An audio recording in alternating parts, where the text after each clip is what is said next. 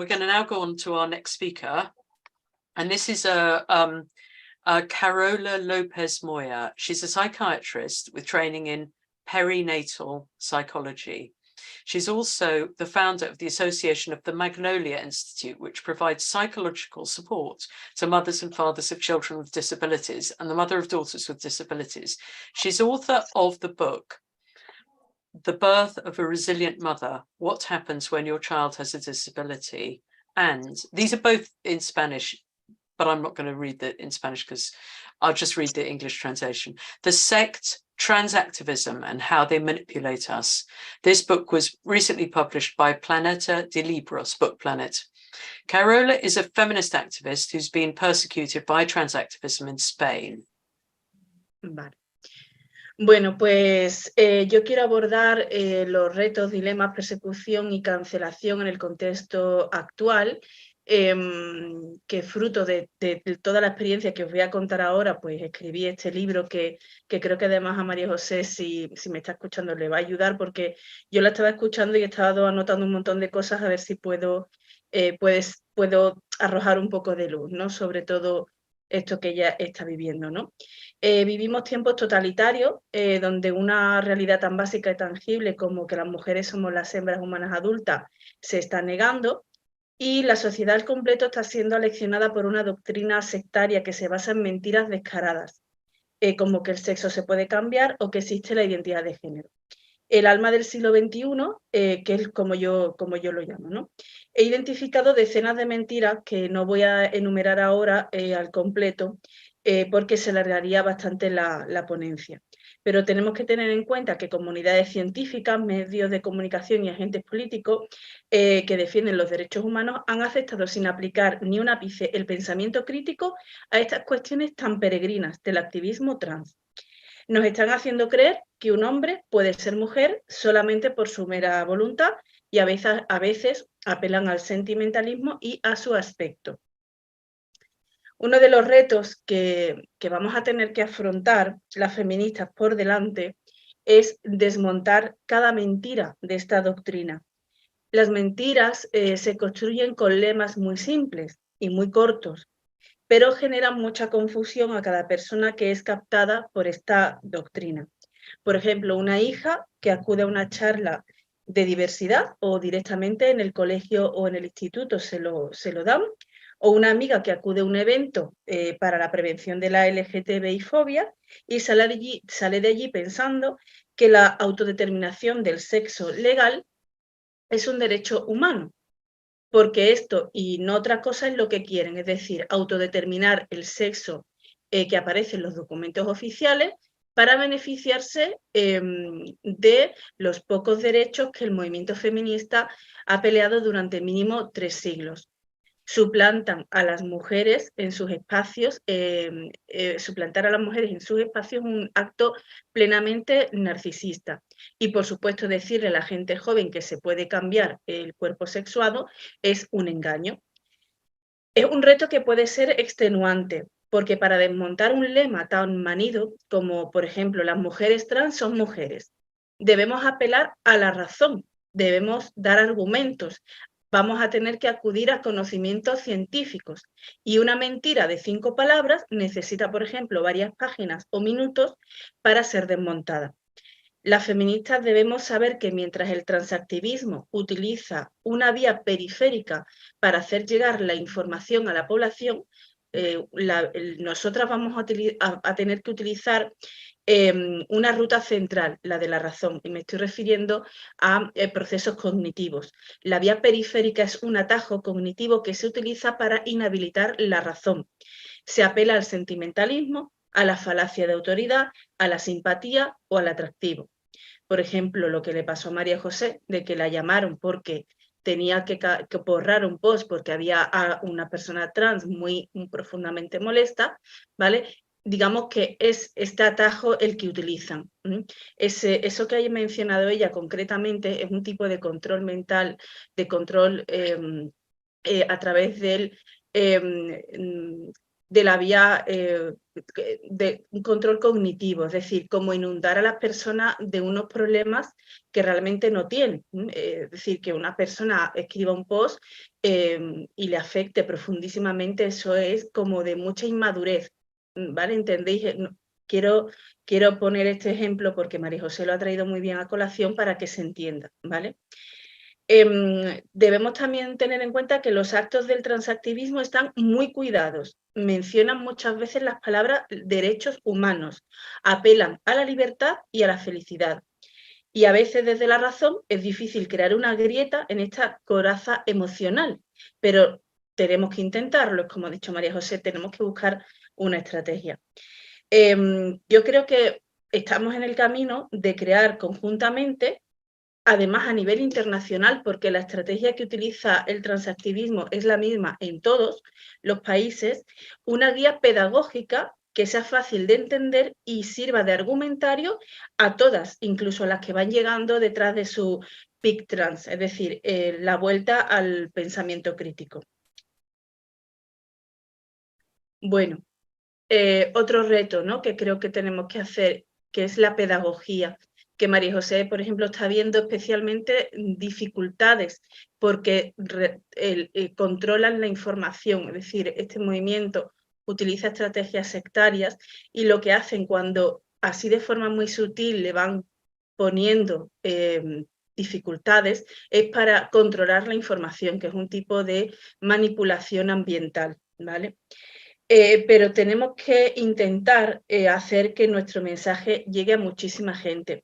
A mí me ha gustado mucho la idea de María José de preguntar por los conceptos, porque una cosa que hacen las sectas en general y esta en particular es cambiar el sentido de las palabras y por eso se crea este enredo teórico monumental. Y además en un tema que afecta profundamente a los derechos de las mujeres y de la infancia.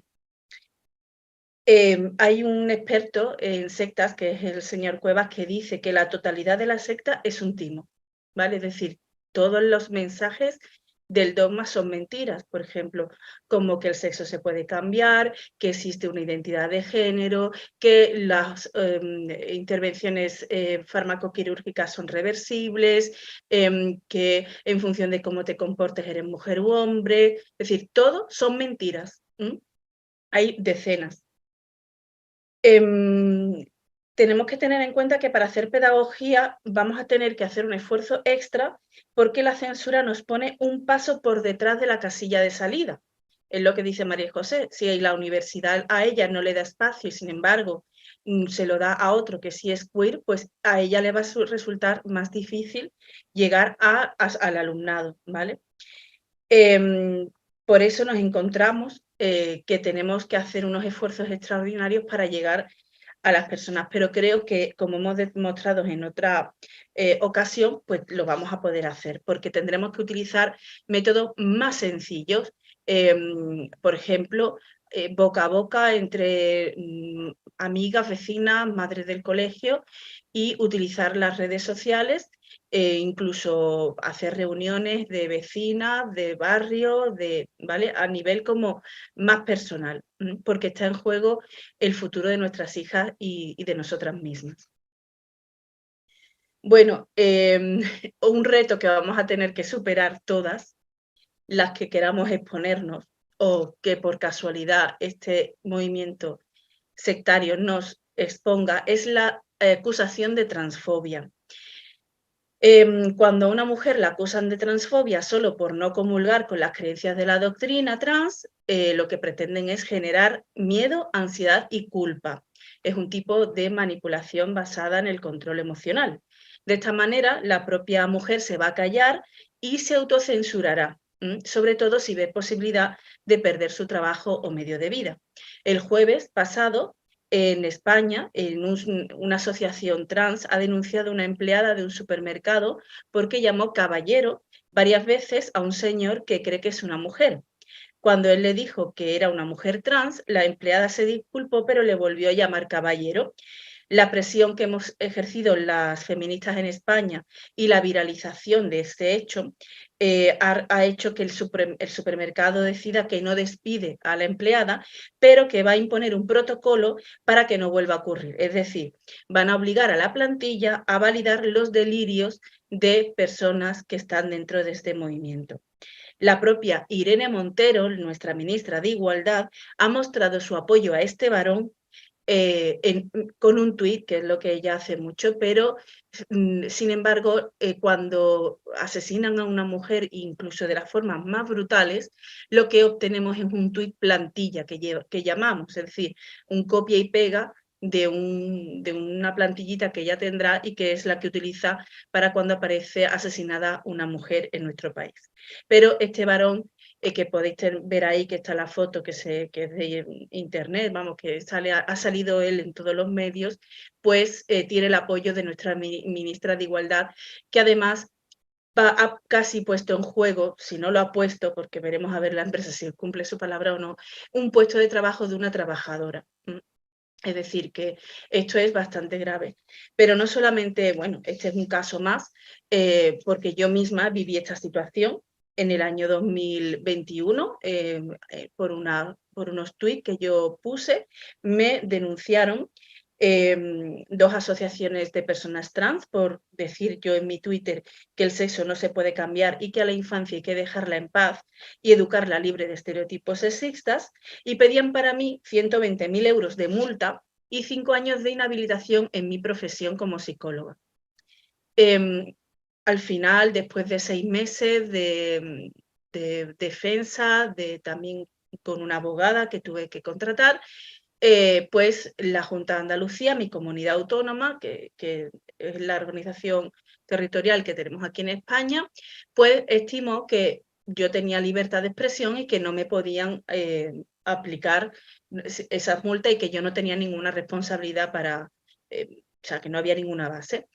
Pero claro, esto no es una cuestión solamente ideológica, ni siquiera psicológica, es decir, están jugando en el terreno de lo material porque son nuestros derechos básicos, es nuestra economía, es el sustento de nuestras familias. Y es verdad que creo, como ha dicho María José muy bien, que cada una tenemos que evaluar hasta qué punto nos podemos exponer, pero que sí es cierto que todas, incluso en el más absoluto anonimato, podemos tener una cuenta en nuestra red social para seguir extendiendo este mensaje, y otras estamos en el polo opuesto, donde podemos salir con nuestro nombre y apellido a hablar de esto. No sé si sufriendo daños o no, porque esto no sé si tendrá alguna consecuencia, pero sí bordeando los márgenes de la mordaza que tienen las leyes identitarias. Yo sí apelo a que otras mujeres y otros hombres que crean realmente en la democracia y los derechos humanos, que ostentan cargos políticos, sí tienen que sacudirse el miedo y canalizar nuestras voces. No puede ser que seamos las mujeres de a pie las que nos juguemos el tipo. Aunque sí es verdad que hay algunas con nuestras profesiones que sí podemos ser agentes facilitadores para que llegue a nuestro mensaje. Yo le pido pues a periodistas, políticas, artistas, escritoras, psicólogas, psiquiatras, enfermeras, médicas, biólogas, abogadas, docentes, trabajadoras sociales, que si tienen alguna posibilidad, pues den un paso al frente para posicionarse en contra de esta ideología tan dañina con la infancia y la adolescencia. Pero también con nuestros roles más cotidianos, haciendo divulgación con nuestras madres, las hijas, las hermanas, las abuelas, amigas, tías. Y sí es verdad que si alguna está cansada o tiene miedo, aquí tenemos que cuidarnos, echarnos atrás, y el resto pues estamos ahí para cubrirla, ¿no? Bueno.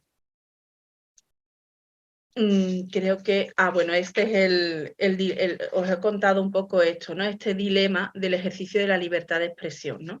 Me gustó mucho esta diapositiva, esta imagen que ha hecho alguien que no, ahora mismo no le puedo poner el nombre, que dice, ¿qué ves en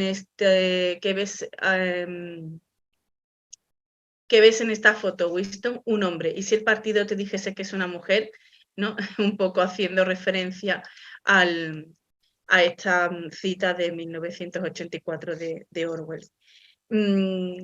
Y bueno, creo que recoge muy bien este problema que tenemos ahora mismo con la libertad de expresión. Una vez una mujer me comentó, ¿no? El descrédito. Este es otro dilema al que tenemos que enfrentarnos. Algunas mujeres me dicen, bueno, es que claro, a mí me preocupa cuando también me llaman, si no me llaman TERF o transfoba, me llaman facha, ¿no? Aquí hay un partido de tintes machistas, clasistas, racistas y homófobos que está instrumentalizando al feminismo. Y, por ejemplo, a la empleada que os he comentado antes, el sindicato que pertenece a ese partido le ha ofrecido ayuda a la trabajadora. Es decir, nada más que tiene que poner la cesta para coger los frutos, ¿no? Y ahora, de cara a las elecciones que tenemos aquí en España, pues esto puede ser pues, un desastre. Evidentemente, yo lo que quiero reflexionar es que como precisamente son machistas, saben que es el sexo una realidad material y que sobre esta realidad material es sobre la que se ha construido una política que produce jerarquía entre hombres y mujeres, poniéndoles a ellos en una posición de dominio. Lo que dice el feminismo es que es una teoría y práctica política de justicia y una ética con profundas raíces civilizatorias, como dice Amelia Valcárcel, que reconoce los sexos y que lo que pretendemos es deshacer esa jerarquía. Por eso parece que coincidimos con la derecha, pero es natural porque precisamente la derecha, con su análisis básico de la realidad orgánica, son los que están más interesados en que eso siga bien, igual, ¿vale? Es decir, tanto la jerarquía, es decir, tanto la definición de los sexos como también la jerarquía, ¿vale? Es decir, no, la derecha no va a cambiar la jerarquía para que salgamos de nuestra posición de subordinación. Por eso yo creo que debemos superar al miedo otra vez a ser llamadas fachas o similar, porque el transactivismo va a utilizar este argumento para desacreditarnos como fuente de información dentro de sus estrategias de manipulación basadas en el control cognitivo. La estrategia aquí pasa por hacer una divulgación masiva de los textos del análisis materialista del feminismo, incluso sin entrar en lo trans. Se puede hacer divulgación con un lenguaje sencillo, porque de lo que se trata es de llegar a todas las mujeres, incluso para las que no tengan formación feminista o académica. Yo creo que el feminismo debe ser asequible para todas. ¿Y cómo combatimos la persecución? Bueno, la persecución a la que estamos sometidas las mujeres que confrontamos los dogmas transqueer es constante como un segundero de un reloj. El goteo de mujeres acusadas de transfobia, despedidas, despojadas de sus espacios laborales, desacreditadas, no cesa. Los activistas trans utilizan las leyes que previamente han colocado ahí con subterfugios y engaños para amedrentar a las mujeres.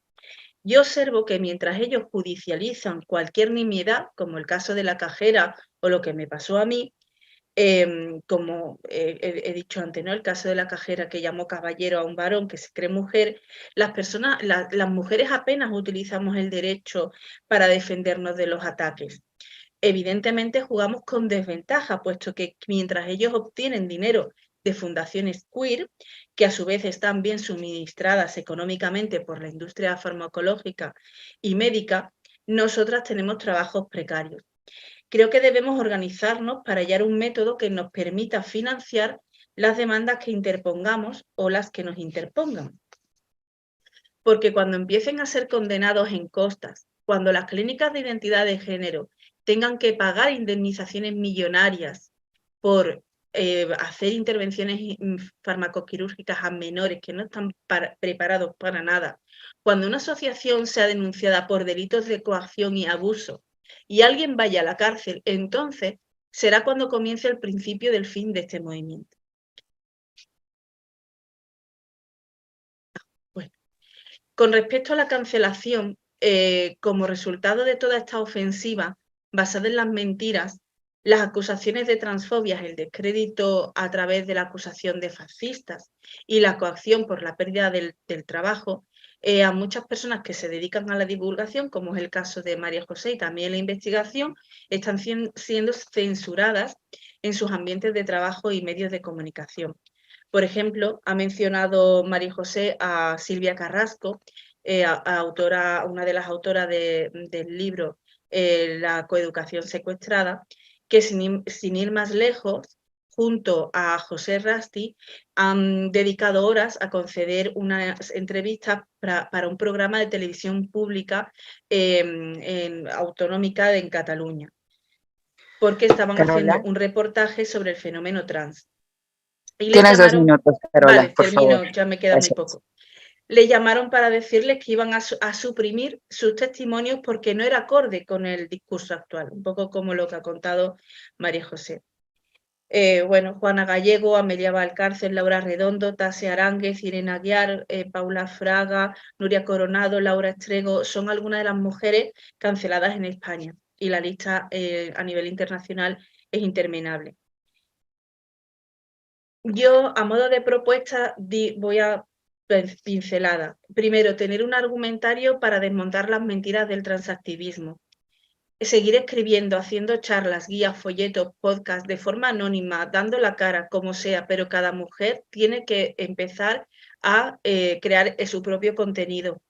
Extender la red de mujeres informadas y formadas del boca a boca, a través del boca a boca, e incluso haciendo pequeños grupos en sus localidades, porque sí me consta que hay mujeres con entornos machistas muy fuertes que se sienten solas.